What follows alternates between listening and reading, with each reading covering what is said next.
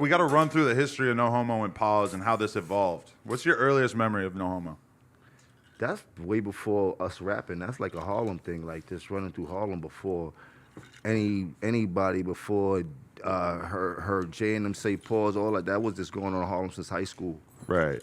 No Homo. Whoa, you bugging right now.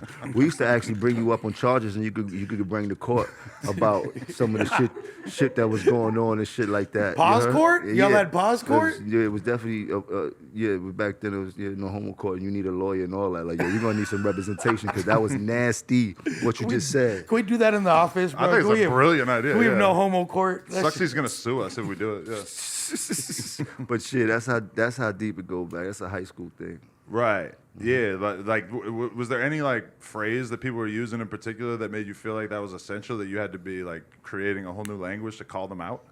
As far as what? Like just people saying shit that sounded gay?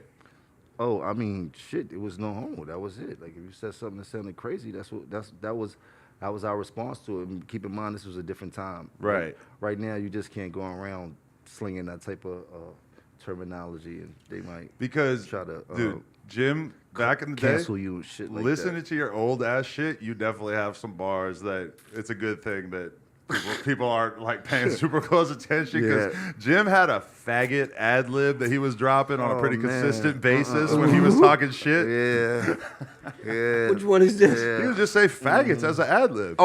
Just to let y'all know, like he didn't like y'all. All right, so let's keep it a buck. I am from the '80s where homosexuality and shit like that was looked upon a little bit different. Yeah. Right. So when I started to rap, it still was a reflection of the '80s.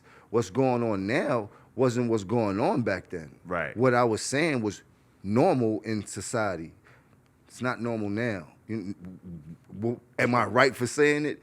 Maybe not. You dig? But that's just a reflection of what the sign of the times was. I wasn't saying nothing that nobody else wasn't saying coming from back then. For sure. You understand what I'm saying? So we got to clear things out a little bit nowadays and shit like that. I don't need no activists on my line and shit like that. It's crazy you would say that in an ad lib though, because you in my opinion, one of the ad lib goats. No, he's the ad lib king. Yeah, like you feel me? Like he started. I think Jim, it got to a Shout point. to Slick Rick and Tupac for that. Jim definitely. It was at a point one time where his ad libs was like. Just like it was part of the record. It's still part of the record, but it was heavy part of the record. Now you more on lyrics now. Then I don't think you concentrate as much on ad libs as you used to. Back in the day, that shit was like another verse. Shit was a verse inside a verse. It was helping me out. Right? It was a verse inside of a verse. You know what I'm saying? It was a time that I couldn't really catch the flow to really get my bars in, so it was just like the ad-libs was actually my bars. Some niggas like, the ad-lib was crazy. Like, all right, so we got it. And the ad-libs would rhyme with each other, too. But it's just a part, but like I said, that's just one other thing that just goes back to Harlem and us just naturally being swaggy, like for him to, you know what I'm saying, just figure that out and do that. You understand what I'm saying? Going back to, we need some more credit for music where it's at nowadays, because I was just listening to the radio. Even I just heard the Nas record. Shout out to Nas, he got another dope album.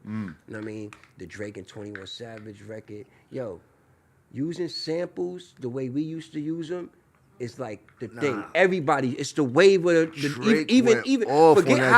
I'm talking about from drill. He went from wild drill on that Dipset sample. He went teriyaki, sake. Oh yeah, now they went Kawasaki. That album, Waki. That album nigga was went fire. dumb. That album is straight fire. Right. Straight fire. That 21 and Drake album. You know what I'm saying? I'm almost, but I can't say it's better than the Future in Drake album. I'm not gonna say that. It's not, but it's right there. No, it's up there. Bar-wise, though. It's up there. Bar-wise, they did that. Yeah. They did that on a professional level. I'm gonna say that. They went off. They went off. Like, yo, we just hit 400,000 subscribers right here on the Clips channel. So if you want to help us out, click subscribe, get us to 500K.